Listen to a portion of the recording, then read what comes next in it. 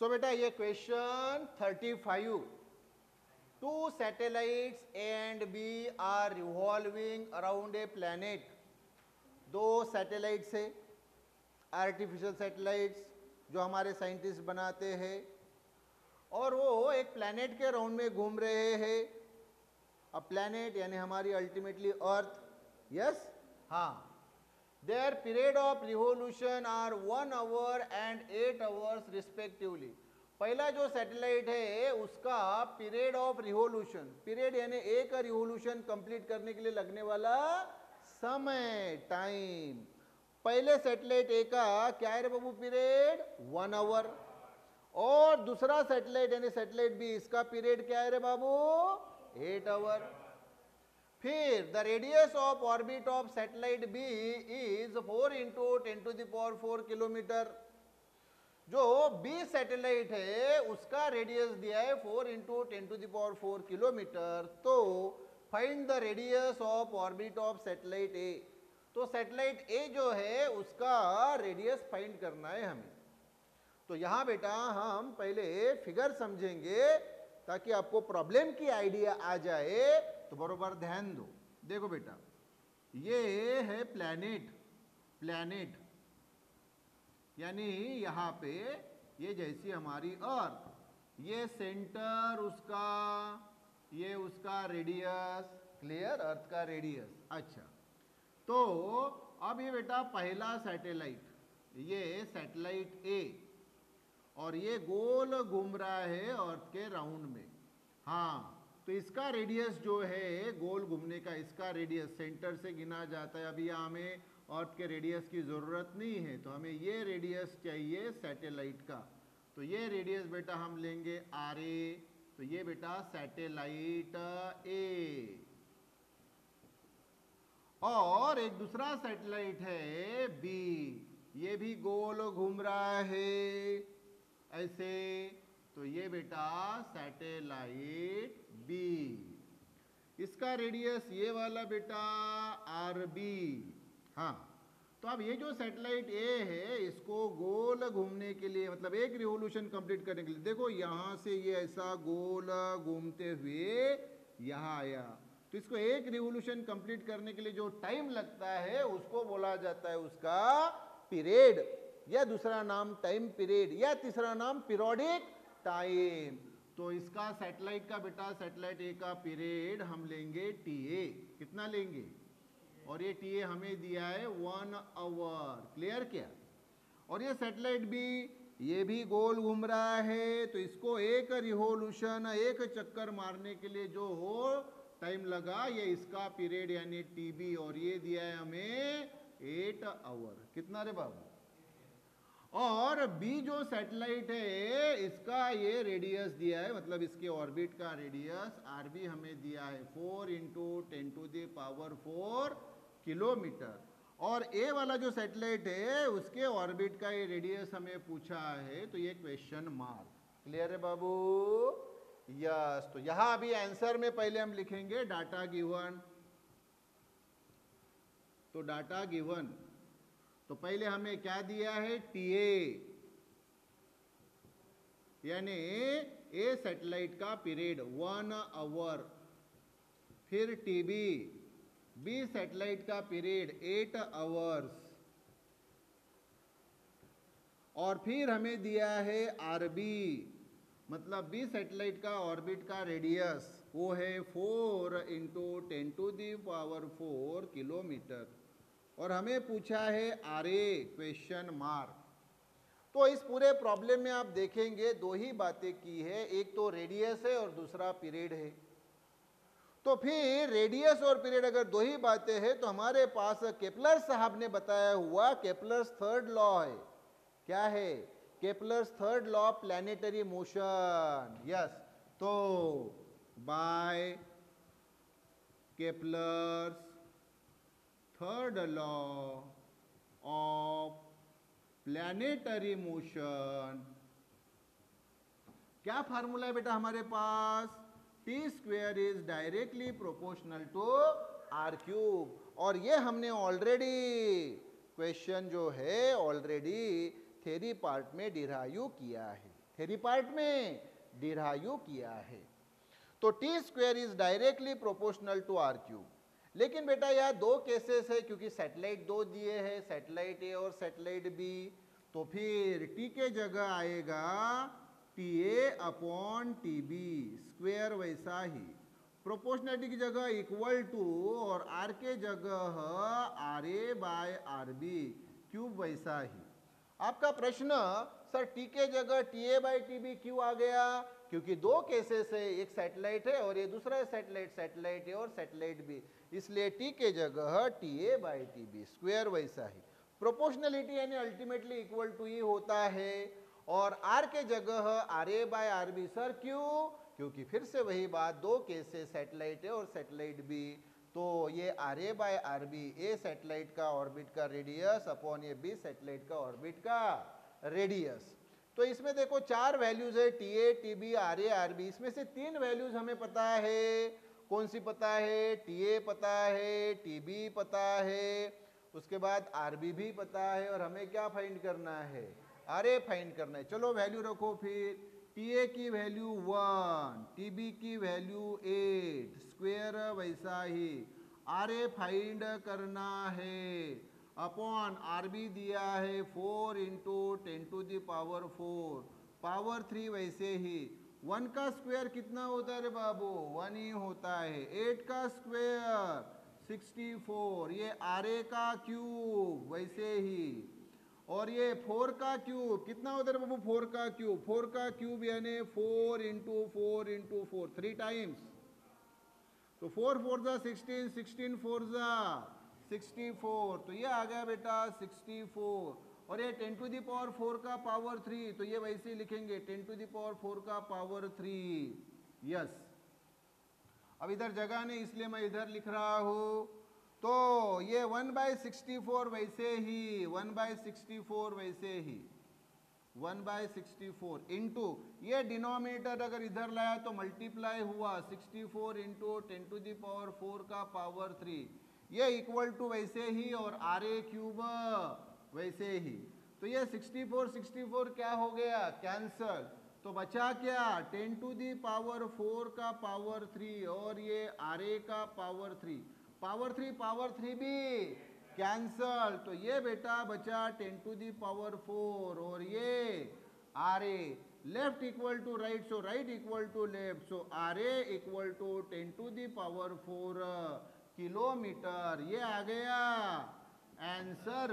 तो लास्ट में बेटा देयरफॉर ये देखो सैटेलाइट ए के ऑर्बिट का रेडियस जो हमें पूछा है फाइंड, ये देखो radius of orbit of satellite, ये जो पूछा है, तो यही उत्तर, radius of orbit of satellite A,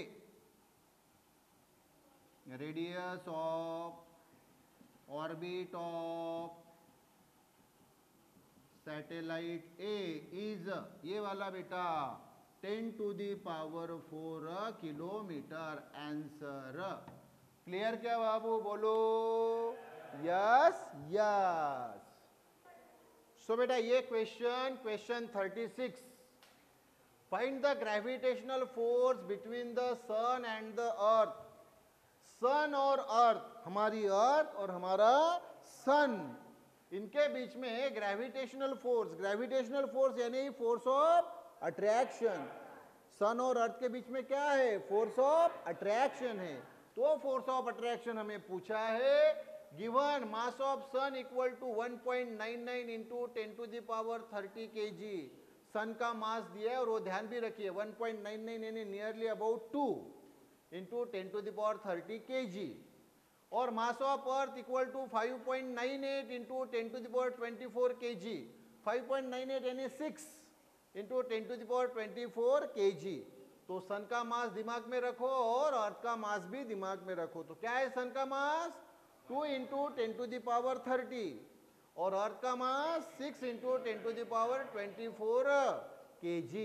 clear? हाँ, तो सन अर्थ से लाखों kg बड़ा है। वेट में सन अर्थ से क्या है? लैक्स ऑफ टाइम्स बड़ा है। हाँ, और the average distance between the earth and the sun equal to 1.5 10 to the power 11 metre. और अर्थ और सन के बीच का जो डिस्टेंस है, एवरेज डिस्टेंस यानी डिस्टेंस जो दिया है वो दिया है 1.5 into 10 to the power 11 metre. Yes, तो हमें वो ग्रेविटेशनल फोर्स यानी फोर्स ऑफ अट्रैक्शन फाइंड करना है सन और अर्थ के बीच का।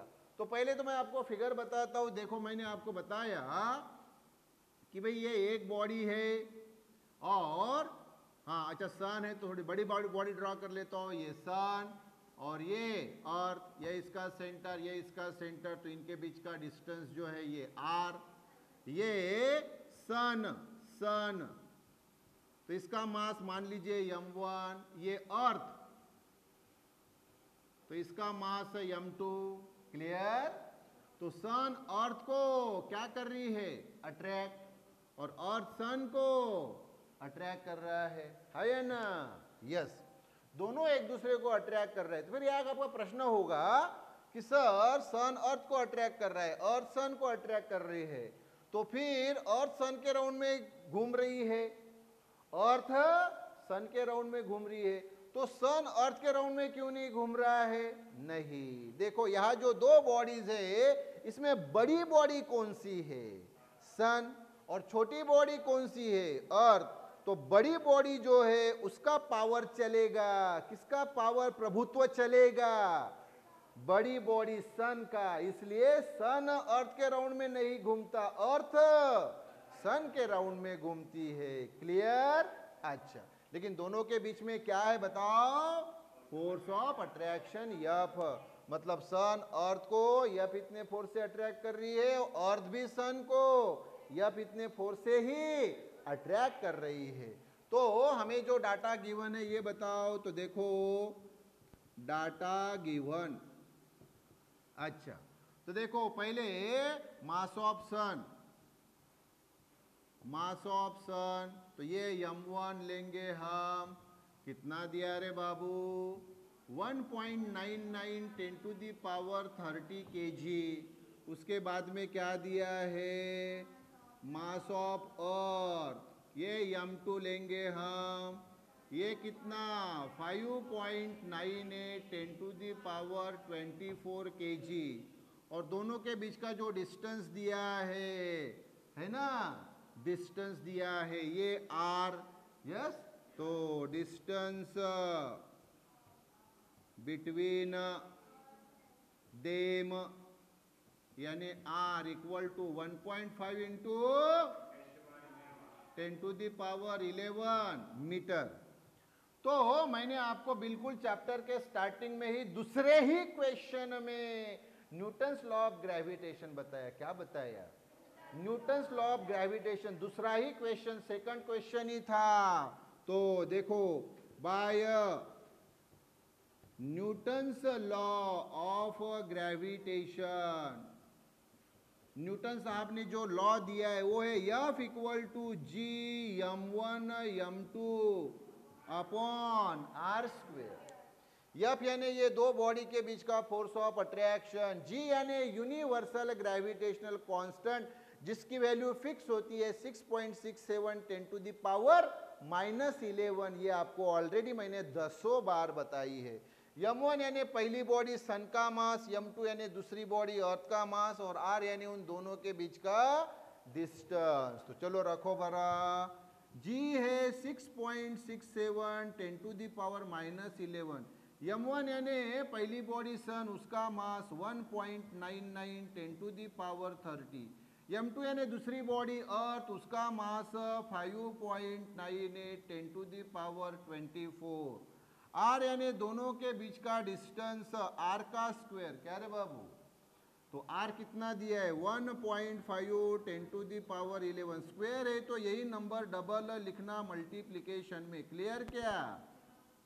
तो ये 10 टू द पावर 11 डबल लिखा। क्लियर? अब यहाँ दो प्रकार के नंबर्स है बाबू, एक तो सादे नंबर्स होते हैं और दूसरे पावर वाले। सादे कौन से? 6.67 1.99 5.98, ये सादे नंबर्स 1.5 1.5। पावर वाले ये 10 to the power -11 10 to the power 38 10 to the power 24, ये 10 टू द पावर 11 ये पावर्स वाले। तो अभी देखो कैसे उसको सॉल्व करना है। तो पहले सादे नंबर लिख लो, 6.67 इंटू 1.99 इंटू 5.98 इंटू पावर वाले बताओ बताओ ये 10 टू द पावर 24, ये 10 टू द पावर 30, पावर की प्लस करना, 24 प्लस 30 54, और ये minus 11, 54 minus 11 10 to the power 43। Clear क्या? 1.5 इंटू 1.5 ये सादा मल्टीप्लिकेशन है, तो कर लीजिए सादा मल्टीप्लिकेशन। 1.5 इंटू 1.5 15 का स्क्वायर क्या आता है? 225। क्या आता है? 225। तो लिखो डायरेक्टली, बोलो। तो 15 का स्क्वायर आता है 225, है या ना? लेकिन ये 1.5 है, तो पॉइंट के पहले बैक से पीछे से एक डिजिट के पहले पॉइंट, यहाँ भी बैक से एक डिजिट के पहले पॉइंट, तो एक और एक 2 डिजिट के पहले पॉइंट, बैक से एक 2 डिजिट के पहले पॉइंट, तो क्या आ गया रे बाबू? ये 2.25। और ये 10 to the power 11, 10 to the power 11, तो 11 प्लस 11 22। इसको अप लिया, क्या लिया? अप लिया, यस। तो इधर लिख रहा हो, ध्यान दो। तो अभी ये सादा नंबर पहले लिख लेना है, तो इक्वल टू ये या पैसा इक्वल टू ये 6.67 इंटू 1.99 इंटू 5.98 अपॉन 2.25 इंटू ये 10 टू द पावर 22 अप चले गए, तो क्या हो जाएगा रे बाबू? माइनस। तो डायरेक्टली बता सकते हैं 43 में से 22 गए 21, तो 10 टू दी पावर 21। क्लियर? तो ये 10 टू दी पावर 21 वैसे ही रखो, और ये जो वैल्यू है इसको लॉग से फाइंड करो। क्या करो? लॉग से फाइंड। तो कैसे लॉग से फाइंड करना है? तो लॉग टेबल मैंने ऑलरेडी आपको बताया है। लॉग एंटी लॉग से वैल्यू कैसे फाइंड करते हैं, तो ये यहाँ बताता हूँ। यहाँ आंसर लिख लेंगे, यहाँ ये साइड वर्क इधर लिखो, चलेगा? यस, इधर लिख लेता हूँ। देखो यहाँ लिख लेता हूँ ये साइड वर्क, तो साइड वर्क यहाँ मेंशन कर देता हूँ। देखो अभी लॉग कैसे फाइंड करना है, मतलब इसका आंसर लॉग टेबल से, लॉग एंटी लॉग टेक्निक से कैसे फाइंड करना है। तो पहले नंबर का लॉग, तो लॉग 6.67 इक्वल टू मल्टीप्लीकेशन है तो प्लस, मल्टीप्लीकेशन है तो प्लस, दूसरे नंबर का लॉग 1.99, फिर मल्टीप्लीकेशन तो प्लस, और तीसरे नंबर का लॉग 5.98। तो पहले न्यूमेरेटर का जो लॉग है ये फाइंड कर लो। अब लॉग कैसे लेना है मैं बताता हूँ। देखो यहाँ पॉइंट के पहले एक डिजिट है, पॉइंट के पहले एक डिजिट, नंबर नहीं बोल रहा हूँ, नंबर 6 है, नंबर नहीं डिजिट बोल रहा हूँ मैं, डिजिट। तो पॉइंट के पहले एक डिजिट है ना, और लॉग में से एक माइनस करना होता है, ऑलवेज रिमेंबर, ऑलवेज रिमेंबर, दिमाग में फिट करो। तो पॉइंट के पहले एक डिजिट है, लॉग में से एक माइनस, तो क्या हो गया? 0 पॉइंट, फिर 2 डिजिट नंबर 66 का 7 में, 66 का 7 में। तो चलो जल्दी अभी लॉग टेबल से वैल्यू बताओ, लॉग से लॉग टेबल, लॉग से वैल्यू बताओ। तो 66 का 7 में आता है ये 0.8241। यहाँ भी पॉइंट के पहले डिजिट एक, नंबर ने डिजिट कितना है? एक। कितना है रे? एक। और लॉग से एक माइनस, तो क्या हो गया? 0 पॉइंट, फिर 2 डिजिट नंबर 19 का 9 में, लॉग बताओ 19 का 9 में, 2989, 2989। फिर यहाँ पॉइंट के पहले एक डिजिट, नंबर नहीं, नंबर 5 है, नंबर नहीं डिजिट, तो पॉइंट के पहले कितना डिजिट? एक, लॉग में से एक माइनस, तो क्या हो गया? 0.59 का 8 में बताओ, 59 का 8 में है 7767, 7767 बरोबर। चलो इन सबकी प्लस कर लो, तो 9 + 1 10 और 7 17, 1 कैरी, 8 और 4 12, 12 और 7 19, 1 कैरी, 2 और 9 11, 11 और 8 19, 1 कैरी, 8 और 2 10 और ये 8 18, 1 कैरी, ये पॉइंट वैसा ही और ये 0 0 0 1 यानी 1 ये आया।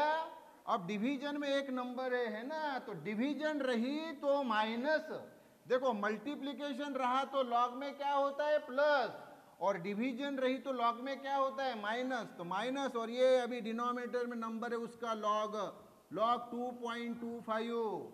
तो यहाँ पॉइंट के पहले डिजिट, नंबर नहीं, नंबर पे नंबर नहीं बोल रहा हूँ, डिजिट, पॉइंट के पहले डिजिट कितना 1 और लॉग से एक माइनस, क्या बचा 0 पॉइंट, ये 22 का 5 में है, 2 डिजिट नंबर 22 का 5 में, चलो बोलो क्या है वो 3522, 54 का 7 में कितना है 3524, क्या है, हाँ प्लस मीन डिफरेंस 5 में उसी लाइन में देखो कितना है 4 है, यस, तो इसकी प्लस करो, 4 + 4 8 2 5 3, तो ये नंबर क्या आ गया 3528 लिखा ना, या बिना सोचे पहले डिजिट के बाद क्या कर देना है पॉइंट इनटू ये जो 1 टेम्पररीली छोड़ा था इसको 10 के पावर में 10 के पावर में रखना, तो यही आ गया रे बाबू इस कैलकुलेशन का आंसर। तो ये जो है कैलकुलेशन इसका आंसर ये है, तो ये अभी यहाँ लिख लो, तो this is equal to 3.528 into 10⁻1 और ऑलरेडी 10⁻21 थे, तो ये आ गया बेटा 3.528 इंटू 10⁻21 और 1 22, और ये क्या आ गया रे बाबू ये फोर्स आ गया एफ, और फोर्स का यूनिट न्यूटन, ये आ गया आंसर। तो हमें जो पूछा है, क्या पूछा है, ये gravitational force between the sun and the earth, तो ग्रेविटेशनल फोर्स यानी ही फोर्स ऑफ अट्रैक्शन, तो देखो फिर ये the gravitational force between sun and earth, यही यहाँ पे मेंशन करना है, तो देयरफॉर द